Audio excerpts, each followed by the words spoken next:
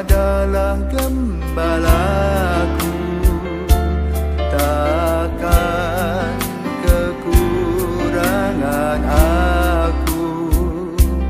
Ia membaringkan aku di padang berumput hijau. Saudara-saudaraku yang terkasih di dalam Kristus, selamat pagi. Salam jumpa lagi dalam Sabda Siap Saji Selasa 31 Desember 2024, hari ke-7 dalam oktav Natal dan penutupan tahun 2024. Marilah kita berdoa dalam nama Bapa, Putra dan Roh Kudus. Amin. Allah yang Maha Kuasa dan Kekal, Engkau menghendaki kelahiran Putramu Yesus Kristus menjadi dasar dan puncak iman kami. Bantulah kami supaya bersatu dengan Dia, sebab Dialah penyelamat seluruh umat manusia, yaitu Yesus Kristus Putramu dan pengantara kami, yang hidup dan berkuasa sepanjang segala masa. Amin. Tuhan bersamamu dan bersama rohmu. Inilah Injil Yesus Kristus menurut Yohanes. Dimuliakanlah Tuhan. Pada awal mula adalah firman. Firman itu ada bersama-sama dengan Allah dan firman itu adalah Allah. Firman itu pada mulanya bersama-sama dengan Allah. Segala sesuatu dijadikan oleh Dia dan tanpa Dia tak ada sesuatu pun yang telah jadi, dan segala yang telah dijadikan. Dalam Dia ada hidup dan hidup itu adalah terang bagi manusia. Terang itu bercahaya di dalam kegelapan, tetapi kegelapan tidak menguasainya. Datanglah seorang yang diutus Allah, namanya Yohanes. Ia datang sebagai saksi untuk memberi kesaksian tentang terang itu, supaya oleh Dia semua orang menjadi percaya. Ia sendiri bukan terang itu, tetapi Ia harus memberi kesaksian tentang terang itu. Terang yang sesungguhnya yang menerangi setiap orang sedang datang ke dalam dunia. Terang itu telah ada di dalam Dia, di dalam dunia, dan dunia dijadikan olehnya, tetapi dunia tidak mengenalnya. Ia datang kepada milik kepunyaannya, tetapi orang-orang kepunyaannya itu tidak menerimanya.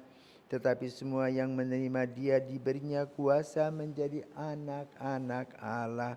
Itu mereka yang percaya dalam namanya. Orang-orang yang diperanakan bukan dari darah atau daging, bukan pula secara jasmani oleh keinginan seorang laki-laki, melainkan dari Allah. Firman itu telah menjadi manusia dan diam di antara kita, dan kita telah melihat kemuliaannya, yaitu kemuliaan yang diberikan kepadanya sebagai anak tunggal Bapa, penuh kasih dan kebenaran. Tentang Dia, Yohanes memberi kesaksian dan berseru, "Inilah Dia yang kumaksudkan ketika aku berkata, sesudah aku akan datang Dia yang telah mendahului aku, sebab Dia telah ada sebelum aku." Karena dari kepenuhannya kita semua telah menerima kasih karunia demi kasih karunia. Sebab hukum Taurat diberikan oleh Musa, tetapi kasih karunia dan kebenaran datang oleh Yesus.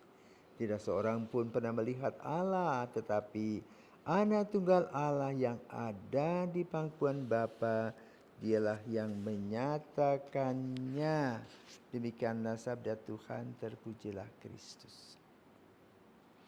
Saudaraku terkasih, pagi hari ini di mana kita akan menutup tahun 2024. Kita bisa mengevaluasi kembali langkah-langkah yang telah kita lewati, terutama tentang keberadaan dan peranan Allah dalam diri kita. Pada hari ke-7 oktav Natal, kita diingatkan melalui Injil Yohanes, melalui prolog Yohanes, yang menguraikan seluruh hidup, kegiatan, rencana Allah dalam Yesus untuk kita. Maka Injil pada hari ini menyebutkan dengan perbandingan kitab Kejadian, pada awal mula adalah firman, firman itu ada bersama-sama dengan Allah dan firman itu adalah Allah. Firman itu pada mulanya bersama-sama dengan Allah. Segala sesuatu dijadikan oleh Dia dan tanpa Dia tak ada satu pun yang telah jadi dari segala yang telah dijadikan. Inilah Allah, Yesus putra Allah. Jadi Yohanes berbeda dengan Injil sinoptik Matius, Markus, Lukas. Melihat jauh ke depan.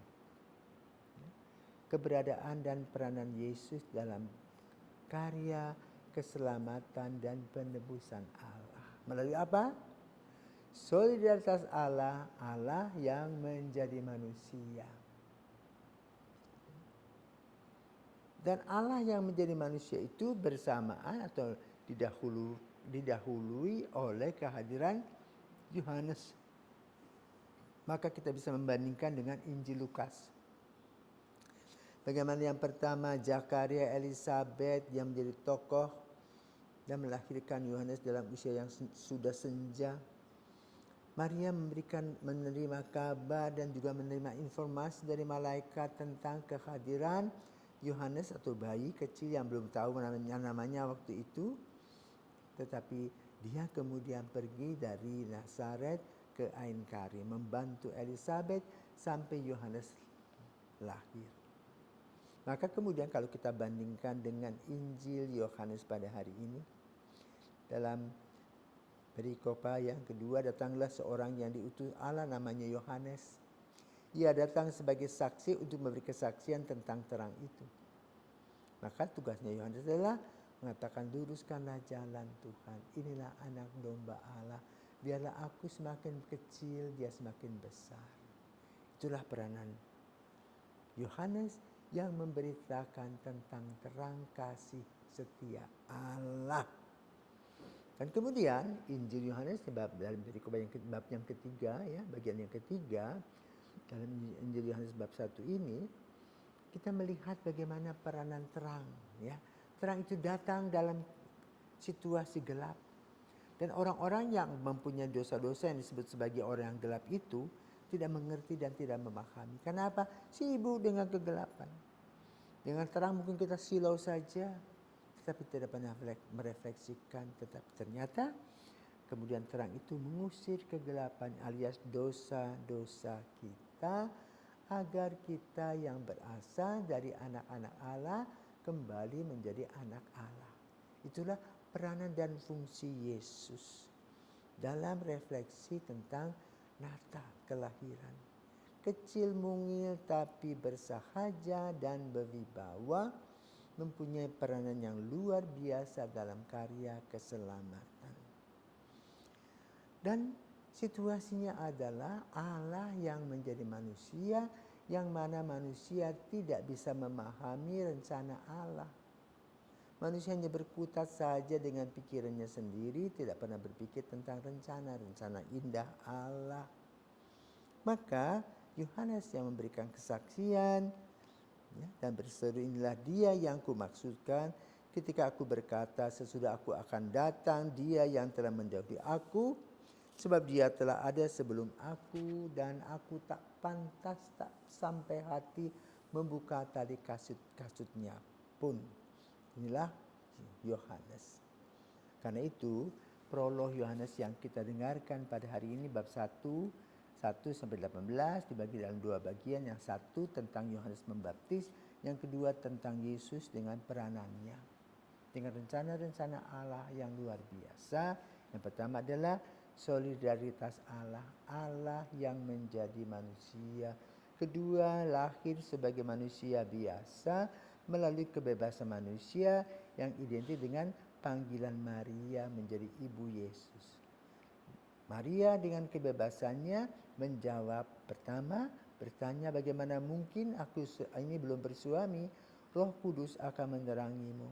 Roh Kudus akan memberikan kepada kamu kehidupan itu. Lalu dia berkata, aku ini hamba Tuhan, jadilah padaku menurut perkataanku. Yang ketiga, Peranan Yohanes membuka jalan, luruskanlah jalan Tuhan, tapi fokus yang utama adalah pada Kristus sendiri. Tentang apa yang dikatakan oleh Yohanes itu terang. Ya, maka terang itulah yang menerangi kegelapan, itu dosa-dosa kita sebagai tugas menyelamatkan kita. Inilah prolog Yohanes di penghujung akhir tahun.